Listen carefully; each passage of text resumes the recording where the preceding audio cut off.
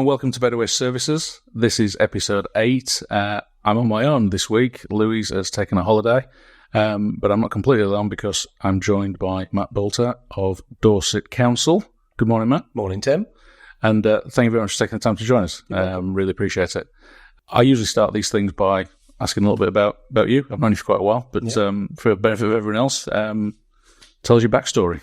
Yeah, so my career in waste started back in 2008.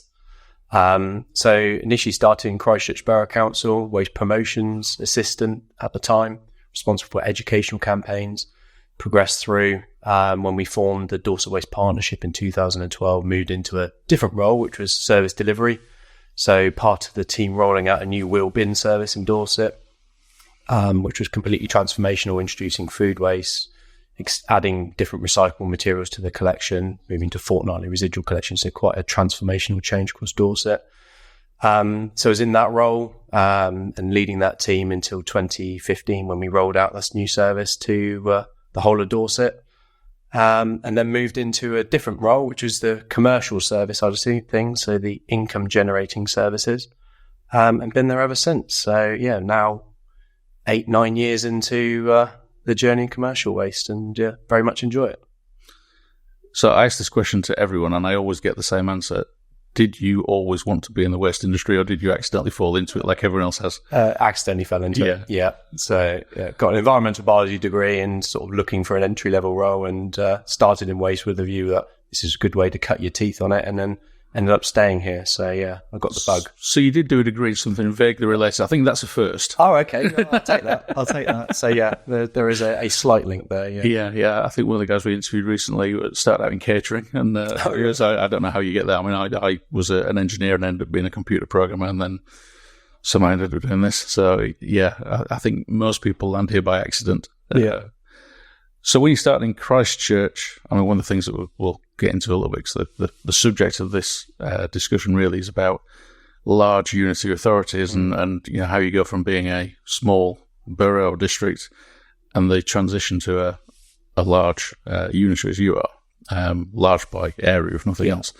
So Christchurch must have been quite different to Dorset Council as it is now. Yeah, very. So it was a borough council at the time. Sort of around 23,000 people, very sort of similar demographics across Dorset, but on the more sort of aging population, shall we say. So yeah, no, it was very different. There was only 2 of us sort of managing the sort of strategic side of the services, and it was a much more simpler service, if you will, back then. So yeah, it was a massive transformation from those days to where we are now. So were the comms, you start off in comms, what sort of comms were you doing sort of back in, what would that have been, sort of 2010 sort of? Yeah, so 2008 through to 2011. Very much paper-based, if I'm being brutally honest with you. It's sort of the old school marketing material that you would associate, so leaflets and newspaper articles, and actually going out into the community groups and giving those face-to-face presentations. So it was what I would call sort of the old school marketing techniques, the tried and tested.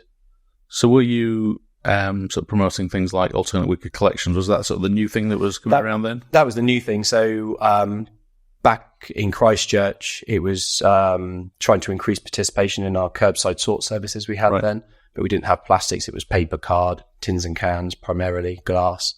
So it was trying to increase participation in those services. We also introduced, as a first for Christchurch, an income-generating garden waste service, which we launched in 2009-10, I believe. Probably one of the first to do paid for garden waste. Yeah, I mean, we took a different, because we had a curbside sort system. We didn't have any vehicles in the fleet that were bin lifts at the time, so we had to use compostable sacks. And we took the approach that we would have set rounds that we would send the vehicle around.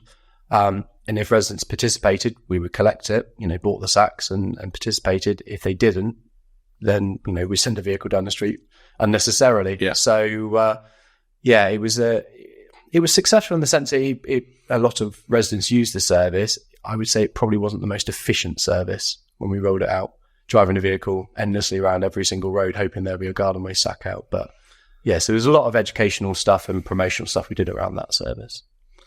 So Christchurch, quite similar in its sort of demographic to the broader Dorset. What did Christchurch look like in terms of, you've talked about the fleet it had. What about technology and, the staffing and, what did that look like back in 2000 and whatever? So technology was relatively limited, I would suggest. In my role, I wasn't aware there was any significant IT systems we were using. Everything was paper-based back then.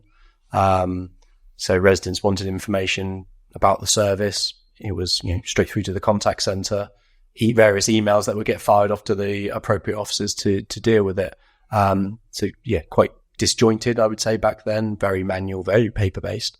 And the staffing side of things, and I think, staffing levels for the strategy side of things, there was only 2 of us dealing with that, and an operational workforce, top of my head, was somewhere in the region of about 30 to 40 members of the operational workforce.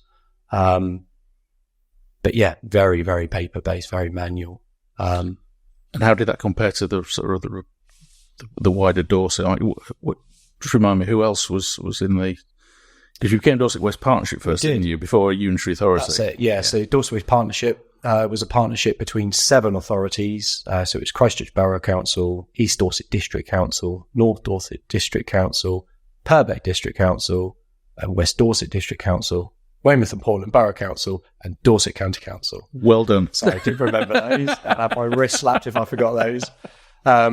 So it was a partnership between those councils to deliver, a new improved waste service, to deliver a better experience to customers, but also improve recycling rates and deliver some efficiencies along the way, which we did.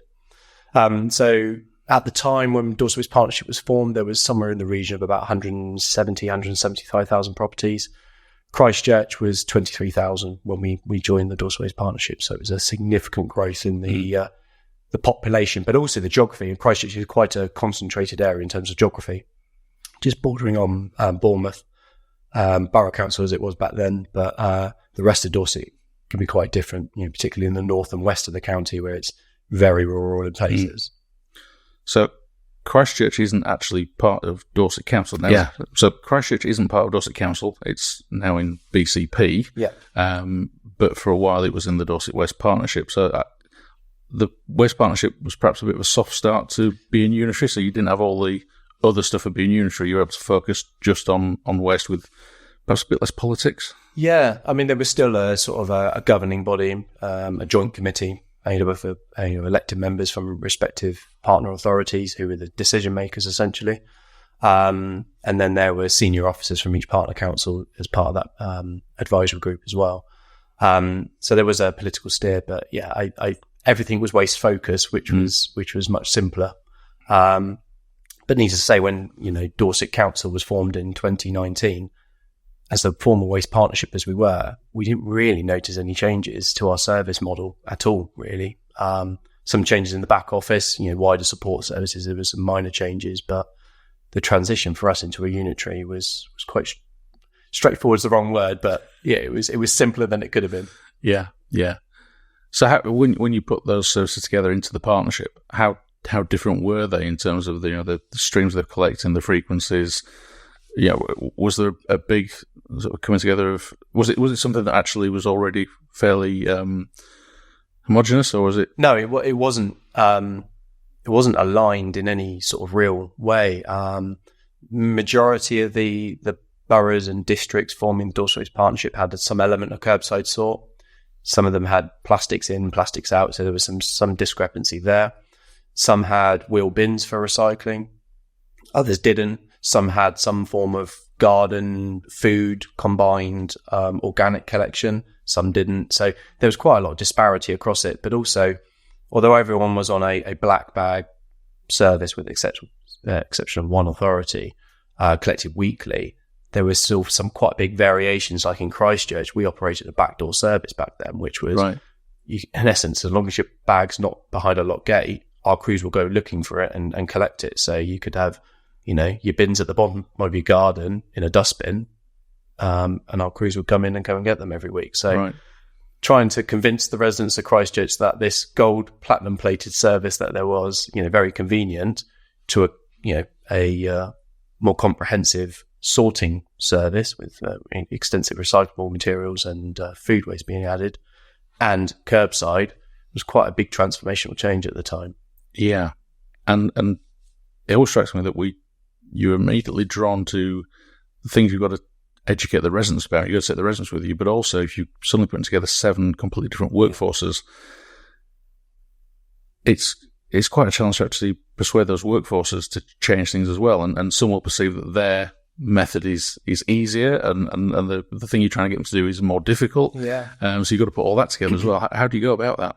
Yeah, it's a good question. I think I wasn't too involved in the operational side when we went in the build up to go. Like, mine was very much sort of property focused and making sure that the service we were going to deliver in terms of containers was appropriate to the property it was delivering to. But it's a good point, because I think we completely moved away from a high risk manual handling operation, sacks, boxes, lots of lifting and carrying, to something that was contained in a wheel bin. So they brought significant manual handling benefits moving there. So I think there was a benefit that the workforce were crying out for. I think it's fair to say. But with that came added risk, added training. Using vehicles with mechanical lifts on the back end of them and things was a whole new thing for a large part of the workforce. So, but yeah, I would like to think it was received quite well, actually. There was lots of engagement throughout the way. This is what's happening. It wasn't suddenly you turn into work one day and you got brand new vehicles and a whole new collection model. It was done with the operational workforce and bringing them along with the journey with us. So roughly speaking, how long did it take you to go from 7 disparate services to having one consistent Dorset Waste Partnership service? So we rolled out the first tranche in dark depths of my brain. I think it was October 2012. We went for the first phase, and we completed the rollout across Dorset in spring, summer 2015. So we broke it up into 5 different tranches, which absolutely was the right idea. At the time, it felt a little, are we being ambitious enough? We were absolutely more than ambitious, I would suggest. But yeah, so I would say it took us somewhere in the region 2.5, 3 years. Yeah. Which I think is quite interesting when you put it alongside the expectation now that around 2/3 of councils in the UK are going to introduce food waste collections. A good number of them have to introduce glass that they don't have already, or so there's a massive amount of changes, all expected to happen in now less than 2 years, nationwide. It charms me perfectly. It would take you 3 years to do that across 7 services in a fairly sort of focused area. Yeah, and we were quite fortunate that a lot of our sort of disposal arrangements we were able to sort of renegotiate and plan in, so it sort of coincided with contract renegotiations and dare I say our infrastructure in terms of depot sizes, waste transfer stations. Being a very rural county, we rely on our transfer stations to move waste around. We're not blessed with lots of waste treatment facilities in Dorset, so we have to move waste around to the most effective solution, but also the most cost effective as well as environmental. So we were quite blessed that we had a lot of that, and we didn't have to do much from an infrastructure perspective. Some of the challenges that some of the councils have to comply with the simpler recycling it's going to be tricky. Particularly when the entire supply chain is trying to do it at the same time. You're in competition to get supply, which is going to be difficult, particularly for smaller authorities to have a place at the table. So what does your infrastructure, on the disposal side, what does your how does your infrastructure look now compared to how it was 15 years ago? Have there been big changes? Yeah, so probably not significant changes across our depots. We've done some refurbs and that to try and make a bit more space as the property growth, fleet growth to accommodate that. I think the biggest change we've seen is across our waste transfer facilities. So in 2015, which was coinciding with the last tranche going live of our rollout, we opened a brand new waste transfer facility and household waste recycling centre in the west of the county called Broom Hills, which was state of the art at the time. So we've seen some massive changes over there, which is, proper fit for purpose. Is that a council owned? Yeah. So it's ours. So it's managed by one of our waste contractors, but it's a Dorset Council site as it is now. It's quite transformational, won national awards because it's built with quite high environmental credentials and things like that. So that was quite exciting seeing that introduced, which unlocked a lot of additional opportunities over in the west of the county, which we didn't have before.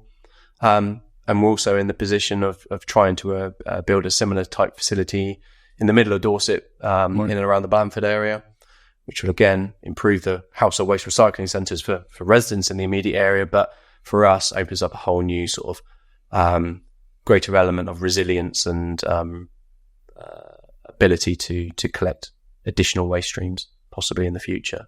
So yes, there's some significant changes we've seen. Well, relatively speaking, in waste terms, things never move that quickly, particularly if it's infrastructure related. So the fact we're possibly going to have 2 new waste transfer stations and household waste recycling centres in 10 years is that's pretty transformational. I'd say. So just going back to the sort of waste streams you currently collect, what are you collecting currently across the county? Yeah, excuse me. So we collect paper, cardboard, tins, cans, plastic bottles, plastic pots, tubs and trays. Is that all curbside sorted? That's all in the same bin. So that's a DMR? DMR mix. So that's all collected in a 240 wheel bin with a green lid. And then the only material we keep separate from the recycling mix is glass. So we keep that and we collect that in a recycling box. Same frequency, collected the same collection crew. We operate a 70-30 split RCV to collect those. Okay, and is that the same curbside and communal? Correct, yeah. Okay. So when we rolled out the recycling service, we sort of and ahed, do we do communals at a later stage or do we go all in? And we took the decision to go all in, and it was a standard communication. So that's where my team and then in the area I was actually sort of moved into, the service delivery team. That was what we were tasked to do is to make sure residents and properties were aware and carry out those property unsuitable assessments, where we possibly have to have a alternative bag and box service. But as part of that was to identify any communal blocks, which in Dorset, we don't have high-rise blocks. It's not high-rise, is it? No, it's sort of, your sort of 2, 3, 4 story blocks maximum, usually across Dorset. Identify those communal areas, and then meet with the representatives and come up with what service they would need. So it was quite resource heavy at the beginning. Identifying those sites, meeting representatives, completing the assessments. But actually, I would say by doing that piece of work, we, don't get me wrong, we have the odd issue with communal sites, but I would say largely it's been more of a success. It is quite common to put, or it has been historically common to put the communal stuff in the basket of a bit too hard, let's do it later, and I can see why you'd be tempted to do that. Do you find that the quality of the recyclables that you're getting from communals is good? I would say it's a mixed bag. I would say, we've got some sites which do it brilliantly, and have very few issues, but then equally we have some sites where we have regular issues with contamination, and we have a recycling team that, engage with the communities living at those communal sites to try and improve it. I would say that the areas that we struggle the most are probably the ones where they're most transient in residents, high turnover. But again, in Dorset, we have quite a number of sort of retirement blocks, communal facilities, shared facilities there, and some of the best quality recycling we probably get from those sites. So I think it depends on the resident turnover. I would suggest is probably one of the key factors. Yeah, it's something that was explained to me a little while ago, and it hadn't really occurred to me that when you do an education or a campaign with curbside properties, once you've got someone like me to understand how to do the recycling, I'm going to be living there for 10 years. So you've done the job once, and it's embedded in a lot of communal places, particularly in university towns, or you're just doing that constantly because you instill some behaviour change in somebody, and then 6 months later they're gone, and you've got to start all over again. So it's that continuous thing. So from a comms point of view, how do you do that continuously without just sending out the same leaflet week in, week out. It's very tricky, if I'm being honest, Tim. I think we're very much reliant on what our crew feedback, and this is where, in-cab and technology advancements have made that much easier. Historically, it used to be, the crews would come back at the end of the day and would collar the supervisors and say, we've got this issue, and this issue. And then through various emails, it will go to the relevant team who would then get in contact with the blocks and work out what communication we need to send out. With the in-cab, it's enabled us to sort of have ongoing records, which we can then, we have a staged contamination process. One is, we provide updated literature, make sure the bins are all signed up correctly. And then if it continues to happen, then, recycling officers visit and we start to understand, is there a high turnover of residents?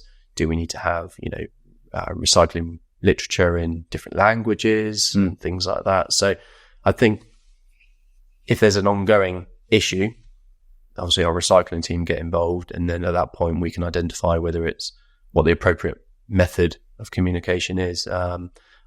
We've got a bit of a broad brush approach where we sort of, drip feed information through council newsletters and things as sort of reminders.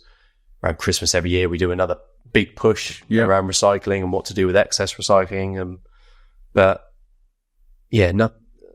Nothing too radical, I would suggest. So you're primarily in the commercial arena now. Yeah. Quite commonly, the commercial waste service is also collecting from some of the flats and the communal bins. Is that the case in Dorset? No. So our communal bins are largely, not completely, but largely embedded, incorporated as part of the normal collection runs for those areas. So it's a pure commercial service. Yeah. So the services I manage are purely commercial. So under my umbrella, I have business waste customers. So the trade waste service, garden waste service, and also what we call bin charging, which is charges for new developments, delivery of new containers and things like that. Okay. So you've got that ring-fenced commercial service. That's covering quite a big area? So that's presumably not just in one depot? No. So I've got commercial crews going out of every depot, and some depots I've got more than one crew. Yeah. And how many depots are you on now? Is it 7 or 8? Sorry. How many depots do you have now? We've got 5 manned depots and 1 satellite depot, so 6 depots in total now across Dorset. So we've got somewhere in the region of about 8 or 9 full-time trade crews. But we've got a few blended crews as well, where we've got growth in our garden waste service. We've introduced new rounds, so we have some crews that do part of the week on garden waste and part of the week on trade. But obviously, as the garden waste service grows or trade services grows, they'll start to become waste specific. So you've got the flexibility to move things around. Exactly. Yeah. So one of the things that you and I often talk about is route optimization. You've got quite a chance. You've got a really big area. Yeah. Running from 5 or 6 depot or vehicle starting points. How do you?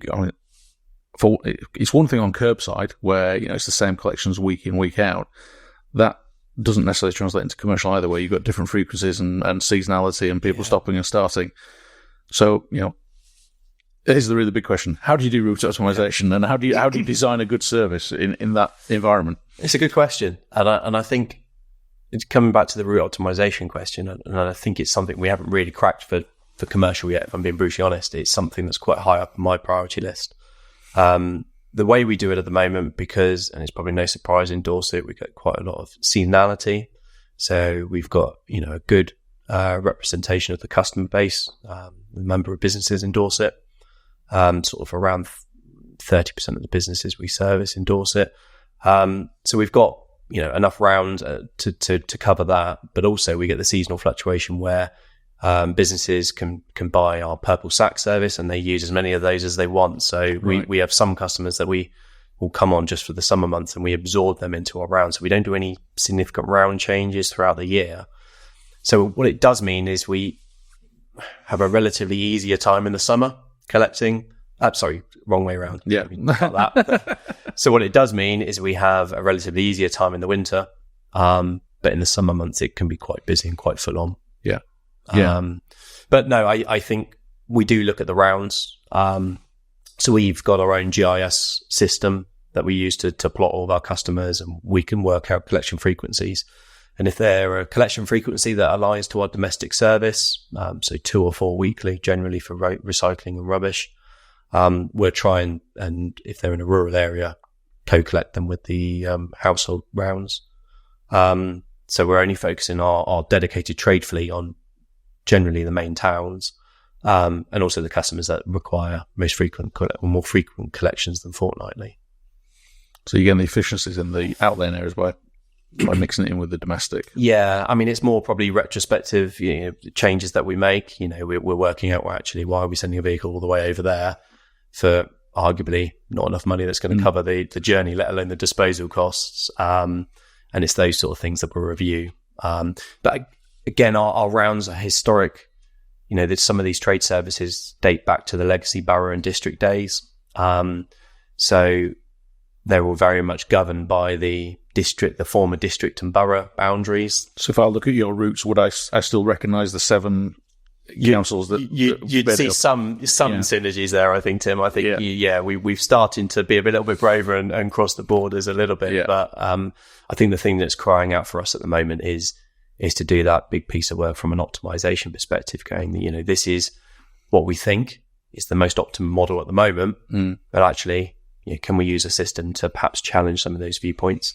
Challenge where our vehicles are based from at the moment. And could we do something differently? I think part of the challenge for trade, which is why we've not gone down the re-optimization route in the past, is the varying collection frequencies being one. But the one main reason we've not gone down re-optimization for trade waste is not only the varying collection frequencies, but also the local knowledge that you need in certain areas, town centres, where there's perhaps road access restrictions. Yeah. You have to be in and out between a 1 or 2 hour window. So actually recording all of those things, which are largely stored up in the crew's head because they've been doing these rounds for years. And it's difficult to digitise that as well. Exactly. Yeah, because you say, well, you need to be in there between 1 and 3, but then actually when you talk to her, it's between 1 and 3, but not on a Friday. And different times of year. So it's a very complex thing that's in drivers' heads. Exactly. And, one of the beauties of the commercial side of things, the business waste services, is our crews, very excellent crews. We're really blessed in Dorset. We've got some really good trade crews. And they build up those customer relationships with the business owners and the representatives from those businesses. So what that does mean is, whilst on the system we think, the collection point is here, and, actually they might have agreed something locally that they'll go around the back. So actually getting a model to reflect what actually happens is sometimes quite challenging. Yeah. So not insurmountable. This is something that I would quite like to do in the relatively near future. Because as the service grows to meet future needs, we're going to have to, try and do more with what we've got. So a good proportion of your customers are going to be in this sort of hospitality. So you're not doing big industrial collections from factories and industrial estates, are you? It's quite a personally led service with small businesses. So you don't want to just throw the big computational machine at it and suddenly tell people that it's all going to be different because the computer's decided it. That personal interaction between the crew and the business is probably quite important to retention. Yeah, and I think a number of our customers have been with us for years and years and years, and a lot of it is because we've sort of built those good customer relations. So there is an element of be careful what you wish for. With efficiency comes a lot of change, and we deal with a lot of seasonal businesses, holiday lets, things like that. And the collection days that they have at the moment, their businesses have sort of been built around that, changeover days and things like that. Yeah. So Mondays and Fridays are very popular for general waste collections. Yeah. Anything making changes that will work for us may not work for customers. So we have to be very careful and sort of and tread quite carefully, I think, if and when we make any large scale changes. So who are your competitors for commercial waste in Dorset? Are there big major companies putting trucks in here, or are they leaving you to it? Yeah, no. The private sector I've got good representation and presence in Dorset. Some main competitors in the area: Biffa, Suez, primarily. Also, sort of some local independent companies as well. So yeah, I would say our probably main competitor in Dorset at the moment is probably Biffa, Right. especially their acquisition of Viridor as well, which have a sort of down in the west of the country, and have a quite a solid infrastructure. Yes. Biffa predominantly in the east of the county for us is quite strong. So yeah, they're our main competitors, but yeah, we hold our own, I'd like to think. Yeah. So I'm always coming at things from a technology angle. What do you provide for your customers, or what do you want to provide for your customers in terms of them being able to use their service online and all the stuff that we expect from an Amazon resale experience?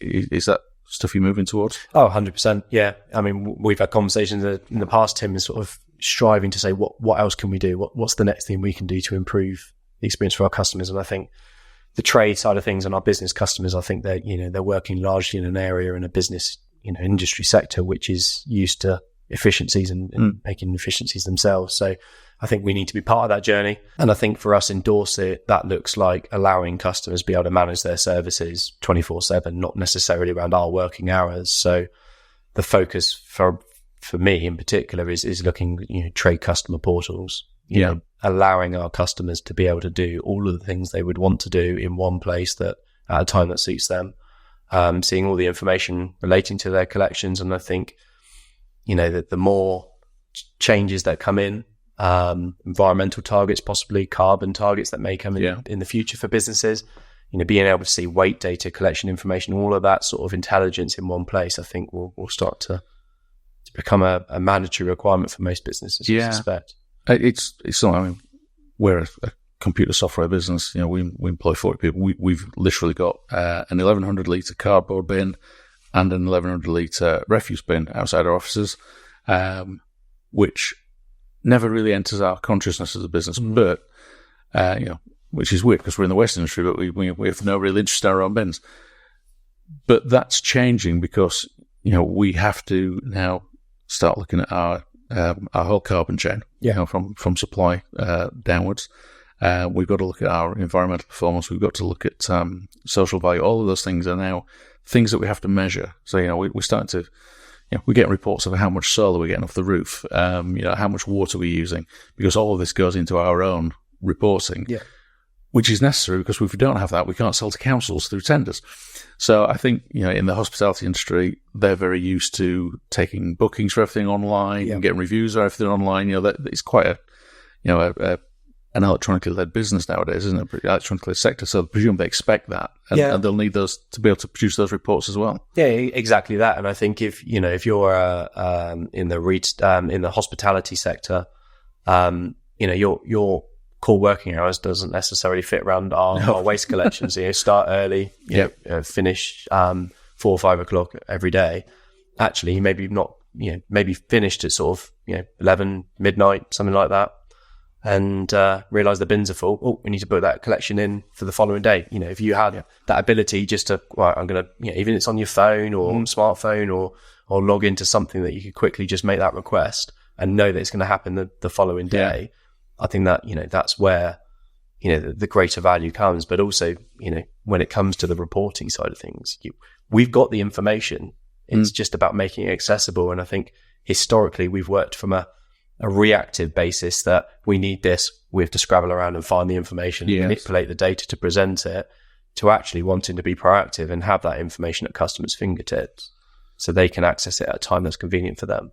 I think that is a very strong trend in local authority waste, both for residential and commercial. As you say, councils historically have gone out and delivered the service and then waited for somebody to complain and then dealt with the complaint. And, we can be much more proactive. We know we collected the bin, or we know we didn't collect the bin, and if we didn't collect it, we know why. Yeah. So being able to actually push that information out as comms, you can do that in a positive way. And, if a bin was contaminated, you can tell the resident, we didn't collect your bin because it was contaminated. These are the things you should do, and turn it into a teachable moment, as the Americans would say. Yeah. But you can turn that into a positive thing rather than handling the complaint about, why did you miss my bin? It then becomes something that you're in control of and turning to a positive. And I'm sure that the same applies in commercial. Oh, 100%. And I think this is one of the things, we try and avoid service disruption as best we can, but inevitably, whether it be congestion on the busy roads in Dorset in the summer months, or whether it be vehicle breakdowns, staff shortages, all the possible things that can happen. We often know about it, within minutes of the issue happening. And if it's going to affect customers' collections, that's where the disconnect is at the moment, in my view, is that we know about it, but actually there is nothing that we can do to automatically notify the customers to make them aware of, and, so they can plan accordingly, which is largely, don't worry, we're going to come back tomorrow sort of thing. So I think that's the bit that I think we need to do better. And it comes back to my previous comment, and my team are probably quite sick of me saying this, but we need to move from being reactive to proactive. And if we know about something, let's notify the customers. So it's trying to develop the systems and solutions that will enable us to if we know there's, excuse me, if we know there's staff shortages, well, we should tell the customers as soon as we know, really, and what they need to do about it. So yeah, absolutely. I think the need, particularly in a commercial sector, where, businesses have many other things to be thinking about rather than waste. It's not top of their list, is it? It's not. And I think, going to put waste in the bin and realizing it's overflowing and we haven't collected it, and they then have to take action. It'll be a complaint, misbin, whatever. Actually, if we push that information out to them, it could be something that they just glance at an email or look at their phone to see a notification that there's an issue. That's much better, and also improves the customer service along the way. So hopefully, longer term, will improve customer retention. Yeah, and potentially drive revenue. If you make it really easy for them to order an extra collection and you can deliver that profitably, then why not make that easy? I mean, one of the things that we do know from the garden waste systems that we've done online and now the business ones we're starting to do, over 50% of the transactions that go through are on mobile. So it's not a PC-based system anymore. And actually, we've just been having this discussion internally. We still sell our systems. We demonstrate them on a PC. Yeah. So we're going to stop doing that, because actually that's less than half the use case. The majority use case, if you're mowing the lawn and you want to order a garden waste bin, well, you're not going to go inside and get the PC out. You've probably got your phone in your pocket. Likewise, if you're stood in the road and your bin's still there and it hasn't been emptied, you've probably got your phone in your pocket. So that's actually how those interactions happen. And when you want to start notifying people of things, then emails and push notifications, again, that's all mobile these days. So, mobile first is definitely what some of the industry's been saying forever, but we're finally getting there. But, you've got to build these things for the mobile phone above all else. So your commercial service, under Simpler Recycling, it's going to be mandatory from next April to provide a food waste commercial service. Is that something you've got already? Yep. So we're in quite a good position in Dorset, in the sense that our current service that we offer businesses is compliant and meets the Simpler Recycling requirements. So I think that there's a piece of work that we're doing at the moment to identify which of our businesses need to be compliant. Yeah, because there's a need for the business to. Yeah, there's an imperative on the business to actually use that service as well, and that's a comms challenge for you guys, I guess. Yeah, and I think it's just that educational piece to start with, and from the work we've been doing so far, I think the bigger companies which are in scope to have to be compliant by 31st of March 2025, those with 10 or more full-time employees, are generally aware of it. So I think the onus is on us, is for our existing customers, is to make them aware that we can provide the full suite of services, and work with them to sort of work out what their requirements will be, to sort of custom build the service for them. So it's a little bit more labour intensive, and dare I say, it takes me back to my service delivery days of working with the communal blocks. What do you need, and tailoring the needs to fit. So it's basically taking the learning from that and developing that to our commercial offering, because I think for a lot of businesses, this is an added extra on top of everything else they've got to do. Something else we've got to do. So I think the more we can do to support them along that journey, again, just reinforces that good customer experience, but B, means that they're more likely to stay with our service from a revenue and income generation perspective. Yeah, I don't think anyone's been in touch with us as a business yet to ask us what we're going to do about our food. I mean, we employ over 10 people. But actually, I think I'm in common with a lot of business owners. You would look and say, our food waste it's tea bags and half-eaten packs of crisps from the staff lunches. It's not, we're not generating masses of it, but it doesn't matter. It's still got to be separately handled. I don't think that common space is really going out yet. Have you seen seen anything coming back from Wales? Because they are a little bit ahead of us in that regard, aren't they? They've started doing this commercially. Do you know how it's going over there? No, I'm not aware in Wales how the commercial side of things operating. Interesting, we're sort of going through the legislation a little bit more in England and trying to understand it so we can best translate that to our customers and what impact it will have on them. And notice that Wales have got a minimum threshold that if you don't generate, I think it's 5 kilos or less of food waste a day, then you don't have to have a separate food waste service. That's how the other devolved states as well, countries as well. So I think that's something that may come into force in England, and I think that's going to be one of the main questions, because there seems to be, from some of the businesses we've spoken to in Dorset already, some confusion of we don't need to do it if it's less than 5 kilos. Yeah. So I think that's that comms piece, that educational piece that we probably need to cover along with other things. But no, interesting. Interested to try and understand how it's bedded in Wales. So your food waste collections from businesses, how is that containered? Is that caddies and bins? Yeah. So it basically is whatever the household offering is in Dorset, we also offer to our business customers. So it's a 23 litre container. It's the smallest container we offer.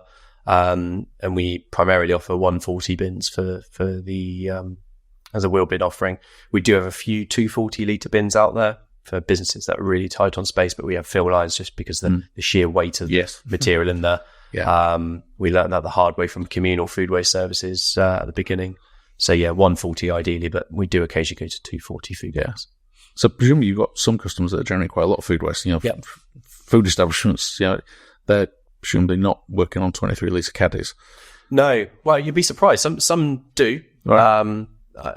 Whether they're only separating part of the food waste that they're generating, I don't know. But the main offering is wheel bins. Yeah, collected weekly, as you would expect. But again, we have some customers that have food waste collections every 3 weeks. Oh, really? Yeah. Yeah.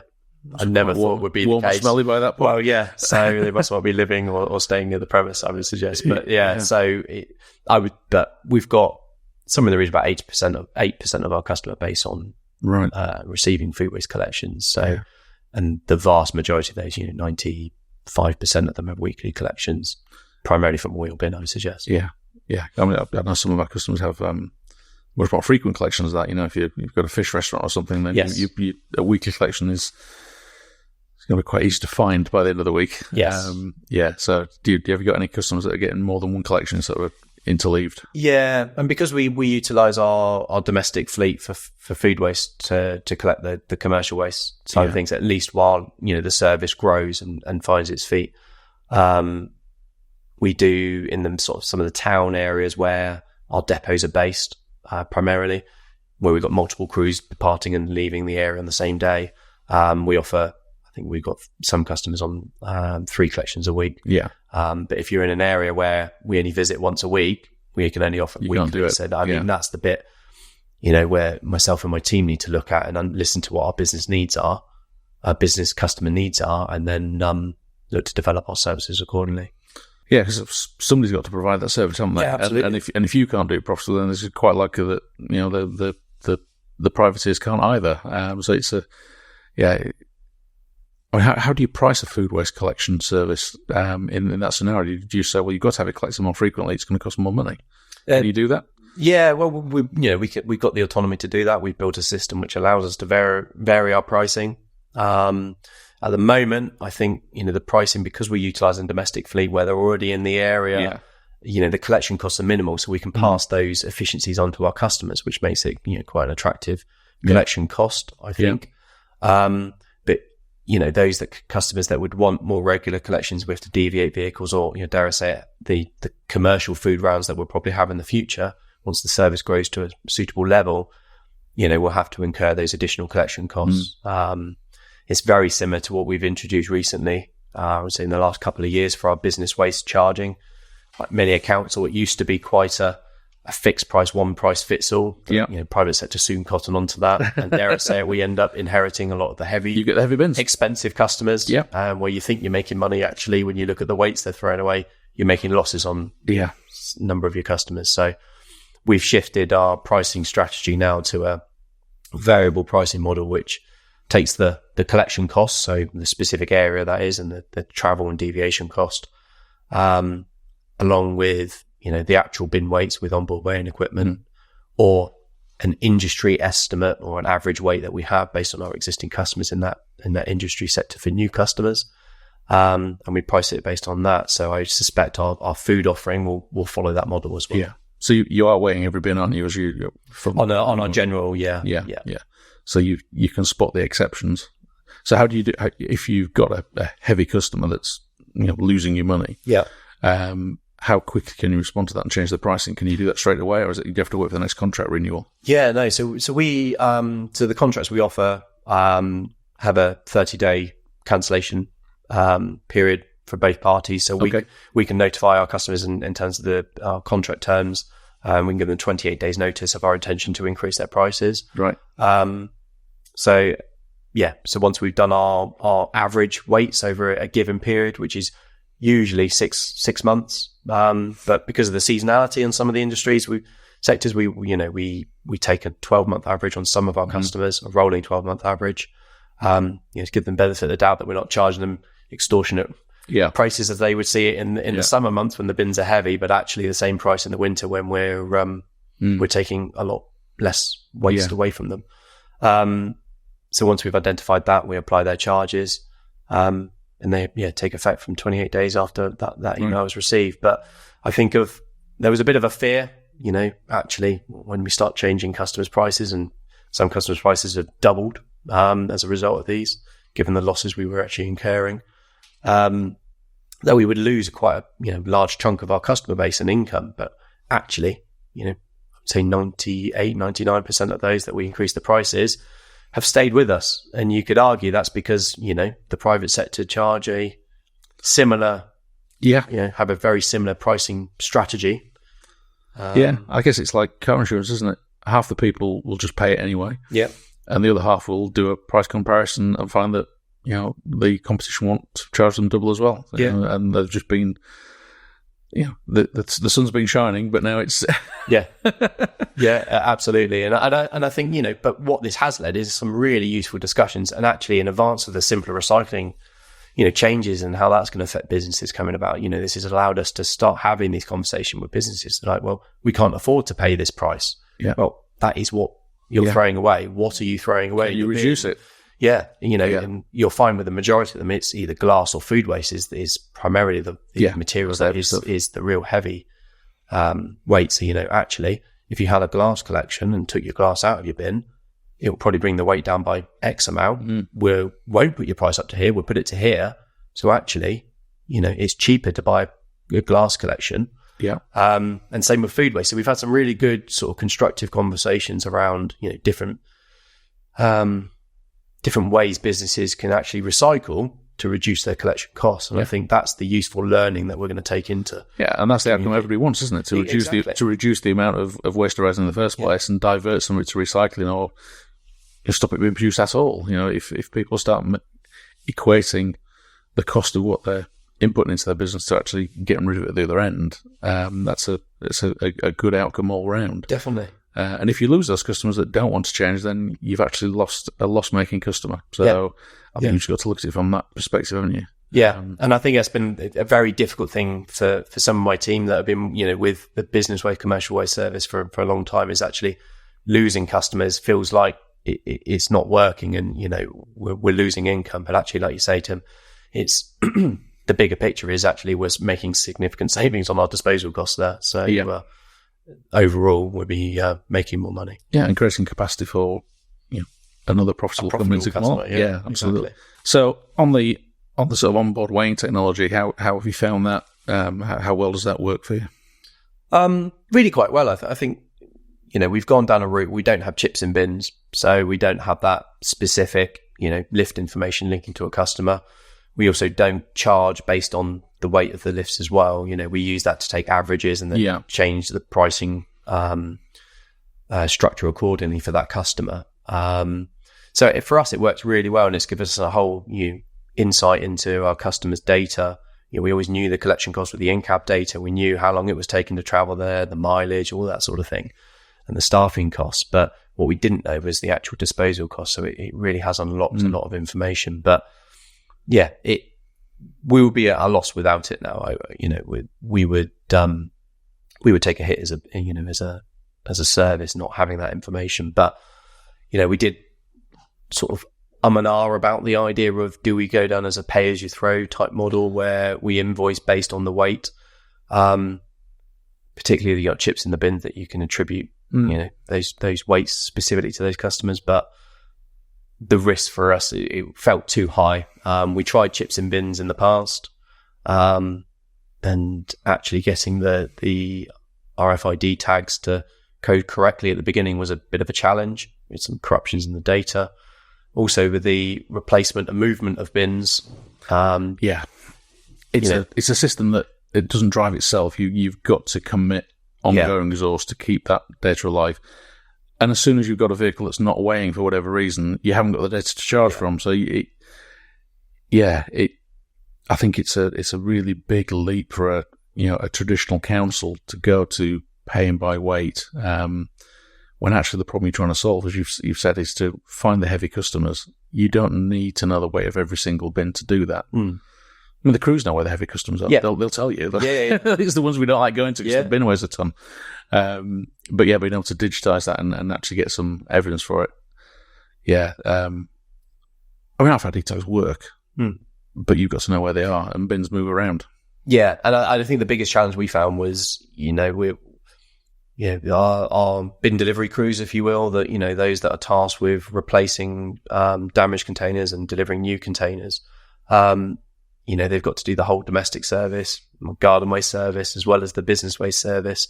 And actually, getting someone available to deliver the bins at the beginning is challenge number one, especially given the geography and virality of some of the parts of Dorset to go, let alone making sure that it's scanned correctly and that information, is then passed back to the back office and does that. So I think for me, ruled it out quite early on that, the level of resources and investment to maintain that, because like you said, Tim, is once you've gone down that route, you're wedded to it then, because, if you don't have the weights, you can't charge the customer. No. And if the RFID tag's in the wrong place, you're charging the customer very accurately for someone else's waste. Exactly. So the model we've gone down is, we contribute the weights to our customers, and we do a, quarterly, bi-monthly, audit. And those customers who have seen significant price, weight changes, whether it be up or down, because if weights go down, then we do, bring customers' prices down to reflect it. Yeah. To, like you say, to stay competitive. And it seems to work well for us in Dorset. So, I can't see us moving away from that model anytime soon. It presumably gives you a whole heap of better data that you can give back to your customers as well, in terms of, that customer that implemented glass recycling to get their weights down. You can now give them the information they need to then report that on their carbon and environmental reports, which, as I say, that's going to get more and more important to smaller and smaller businesses. We're having to do it now, and we're a relatively small business, and it's coming to every single business to actually do that reporting soon, isn't it? So having that information, I think, is going to be very valuable. And I think that's it. Is there is a risk. We fall behind, and the private sector generally are pretty geared up for this sort of thing. It's their bread and butter. Yeah. And we're unable to deliver those requirements, particularly, like you say, in the new tenders that seem to come out where there is this requirement to provide data on a relatively regular basis. We won't be in a position to tender those contracts, and whether we've got them or not and delivered a fantastic service, if we don't meet the procurement specification, we're never going to be in a chance to do that. So I think it's, a lot of what we're trying to do is evolve and trying to stay ahead of the game. So, we make ourselves as competitive as possible. So one of the other things that I want to ask you about in Dorset is how do you recruit and retain staff, and what's what's the age profile of your crews? Are you able to? We've gone through a few years of crisis of being able to recruit drivers and so on. How are you coping with that in Dorset? I think it's still an ongoing challenge. I think it's fair to say. You often find you sort of get played off between other local authorities, and that we possibly put our prices up, our salaries up to meet the market needs to attract the suitable candidates and drivers and operatives. But when you're a big council, though, is there that sort of mobility of workforce? Because you don't have, your neighbours are further away because you're bigger. Yeah, but it still draws it. The public transport, particularly with BCP Council, they're quite an attractive proposition for some of our staff in that area. But no, I mean, we have challenges like everyone does in terms of recruitment. But touch wood, all seems okay at the moment. A couple of years ago, it was a very different picture, which national driver shortage. Yeah. We do a lot of things around apprenticeships, some real positive things around apprenticeships. So those operatives that have been with us working got their own driving license. And that we pay to put them through training and so they can progress to become drivers when vacancies come available. So it's about growing our own along the journey as well. Also helps with that sort of retention side of things. But yeah, I'm sure we haven't seen the back of these challenges, if I'm being brutally honest, Tim. But no, at the moment we seem to be doing pretty well. Yes, I mean the job of a driver on a loader now is not what it was 15 years ago. They're not just chucking bins on the back of a truck. They're computer operators. They're environmental champions. They're road safety experts. It's a much more skilled job than it ever has been before. Is that something that's enabled you to make the role a bit more aspirational than it once was? I think there's different parts to it, and I would suggest some of the newer drivers, generally younger drivers, that are moving into the service. They're embracing the in-cab side of things. It's something that is they've grown up with and they're quite very familiar with.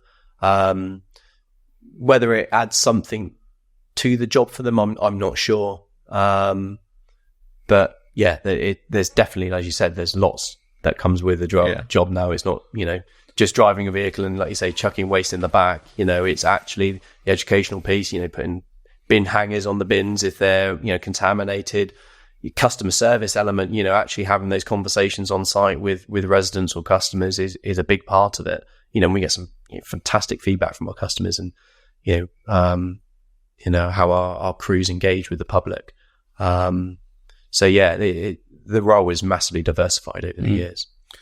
And I think people of my age, because I'm now one of the older people in the industry, which is taking a bit of getting used to. But I think people who are coming into the industry, people of my age, were perhaps more likely to be going into that job with the expectation of it being a job for life. Do you sense now that people are coming in, to driving a bin truck, with the expectation that this is going to be for 5 years and I'm going to do something? Are people more? Do people have a greater expectation of career progression now? I think so. I think there's a mix, if I'm being honest, Tim. I think those that are learning the trade and coming through as sort of entry level, the apprenticeship side of things. I think it's about development and those opportunities, and we try to give as many of those opportunities as we can.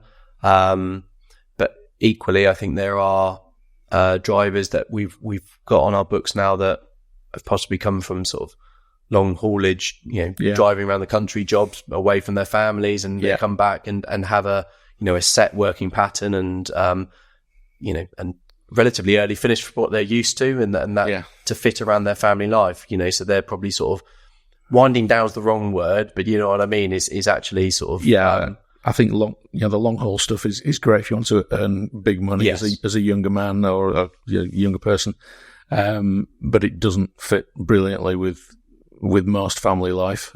So yeah, I can see how it's a relatively attractive step. There's probably lower income opportunity, but it's a much better And probably still better pensions and better paying conditions that and leave entitlements and things like that. And I think we did a real big thing when there was a driver shortage, because a lot of that was around pay. That was the big driving force. That there was a national shortage, so companies, both public and private sector, would increase the salaries to attract new drivers, which is great. But actually, so far, public money, you can increase the salaries without then saying, well, we need to increase this area over here. And it's an arms race. You couldn't win. You couldn't compete with Tesco on price. If you double salaries, they tripled them. Yeah. So, we had to look, at what were the other benefits of our service, the annual leave entitlement, you don't get that. So, and actually the working day and actually having that flexibility to say, you can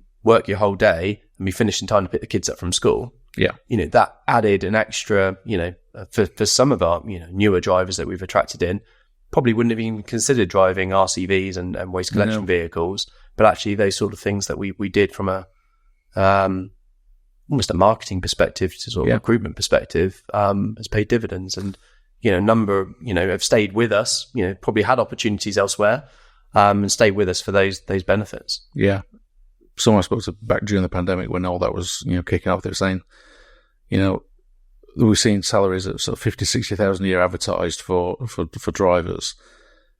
If we were to put our salaries up by $5,000, it's not going to make a dent on that. So actually, we're not really increasing salaries at all because it's not going to help. It's just going to cost us money and achieve nothing. So actually, we're putting all the effort and all the money into improving certain conditions. So we've built better washrooms. We've lent into all those things that make us a good employer. Yeah, because we can't do the salary. So let's really lean into the stuff that we're good at. Yeah, which does make sense. And I think over time those big salaries have faded away, and we're back to a new normal. Where I think a lot of the staff do value the working conditions and the hours that they get, compared to work for a Stobart or the Sainsbury's. Yeah, and I think that's part of it now is, we as part of our advertisements, we make reference to those benefits. In Dorset, we want to be an employer of choice, and we want people to work for Dorset and stay working with Dorset. So, and there's an element of investment. You bring new starters through. There were times where we would have such a high churn in drivers, or we were bringing an agency to supplement gaps in the service. But actually, everyone that we bring into Dorset and employ in Dorset, there's a time, cost and effort in terms of training them, on the vehicles, the equipment, the routes, the in-cab and all of that sort of development stuff that we do. We want them to stay and work with us. I think the next shortage is not necessarily going to be with drivers. It's going to be with service planners, and we've just recruited a service planner for our consulting business, and we've had to pay a lot of money. For a comparatively young man in post, and speaking to council the other day, they were saying, we saw your advert and it made us weep really that we're going to find it difficult to retain. And I think as I said earlier, 2/3 of councils are going to have to implement food waste that they're not currently doing. Yeah. And all the other changes that go, with simpler recycling. How are you going to retain, your skills in that area? I mean, Katie, to give her a name. Yeah. I'll make sure she doesn't listen to him. So don't worry. But we invested, as you know, quite heavily in our data side of things. So we've got a data team of, we've got 3 or 4 officers in there at the moment. With a view that actually we've got this wealth of data, we need to be doing something with it to drive the efficiency. So one of those big efficiencies, as you know, is our big route optimization work we're doing on the domestic side of the service. But so as a larger council, you've got a bit of critical mass there, to build a team of. It's not one person sat in a corner on their own. You've actually got you built a team there, which I think is a really important thing for retention and development. Yeah, absolutely. Yeah. And actually, belonging as part of a team is quite a big thing because sometimes these roles have been sort of standalone. Your best friend's your computer and the data you're working with throughout the day, and can be quite a lonely place, especially if you're working from home and things like that. So, and especially when you produce some results, then you've got to go and persuade a heap of skeptical supervisors that this is it's actually the only interaction you get is with people who don't want to talk to you. Yeah. Who are trying to rip apart the work you've done. Yeah. So, it's a hard life. I'm not. Yeah. But we've gone down the route of we need the resilience. We need if someone's working on a big strategic project like our as is and route optimization project is, we need the whole team to support that, but also the BAU work. There's still a day job that needs to be done. There's our whole operation works on the Bartek in-cab system. If the data feeding that is wrong, what the crew collect and do at the other end is wrong. So the whole thing needs to be working correctly for us to deliver effective services. So is it a threat area? Absolutely. It's a big area that everyone's moving into, looking for where can we get the efficiencies. There is suddenly a demand for those experienced individuals in waste that have delivered service change in relatively short periods of time. So that could well possibly be the next bottleneck. Yeah, maybe so. We'll watch this space. Yeah. So what's the next set of changes for Dorset Council then? What's coming up?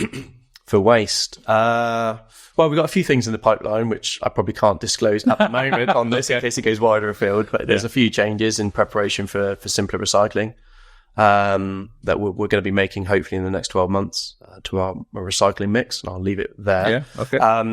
But no, I mean, for what we're doing is, so we've got our route optimization model that we've done, so probably very different to what other local authorities have done, which is, you do your route optimization, you deliver it, and then, you go live with the new rounds. We've always had the issue with route optimization where the perception is you put rubbish in, you get rubbish out. So there's always an element of uncertainty of the output of a route optimization model because you've never really had accurate data to put into it.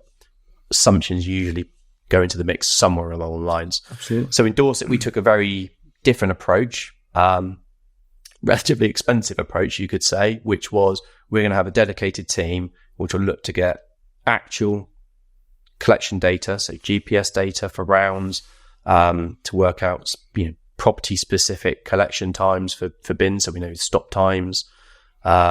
We take all the round weight data and apportion that, so we know on average on a street how much weight we're taking out of each container in that street. So we've gone really accurate on our as-is model, and as you know, we worked with yourselves in Bartek to use the GPS data to automatically calculate some of those things for us. So we're at the very sharp end, and when I say sharp, we're presenting the findings of the as-is model, as we call it, which is our baseline model, with our operations team going, the crews did this on crew A did this on a Monday's round. This is what the model says, and this is what happens, and and making sure they've got confidence in the model.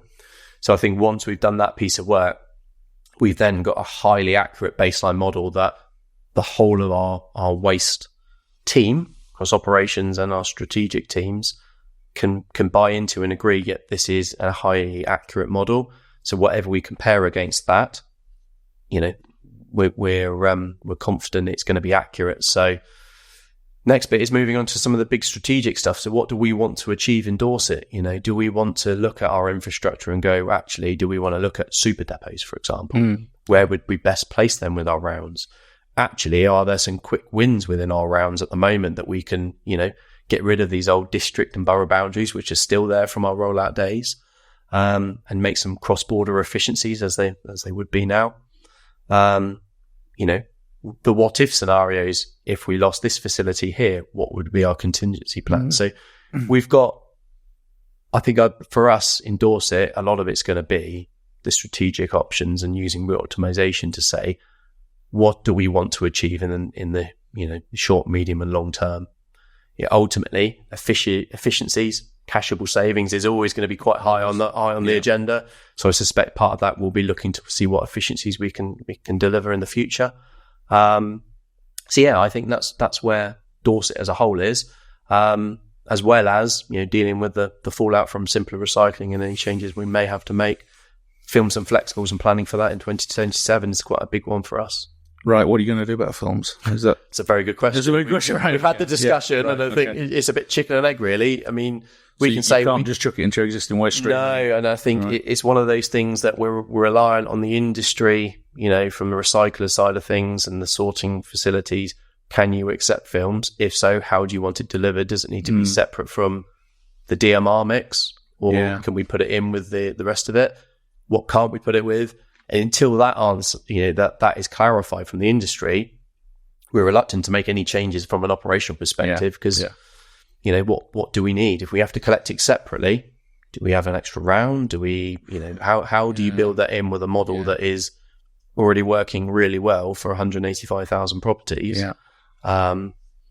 So it's a bit chicken and egg for us at the moment. So I think we've decided we're in a pretty good place. We're going to work with our contractors and, the reprocessors to say, what do you need and what are you doing? And then once we get some certainty, we'll start to move. But I think inevitably we'll wait for the private sector to probably take the plunge a bit first and see what disposal facilities are available. Yeah. We're seeing quite a few of what I call micro collections popping up, things like batteries, textiles, coffee pods. Have you got any of those sort of schemes running in Dorset? Do you think those are going to take off? We've discussed it. We've got batteries at the moment, right? Which we collect with our recycling. So they're just a separate bag? Or separate bag, that we provide to households, and we collect it. Well, we collect it on varying crews. If I'm being honest, some vehicles we collect it on the recycling vehicles, but across the majority of the fleet, I think we collect it on food waste now because there's greater space on the vehicle to have those containers. It in a separate box in the vehicle. Yeah. Exactly. But beyond that, I mean, our existing fleet that are collecting, we haven't really got much space to collect much else. We've looked at possibly should we do small WEEE, and I think there's an appetite for doing something like that, small appliances. But again, it comes down to the space on the vehicles to be able to safely collect that, and I don't think we've really got the space.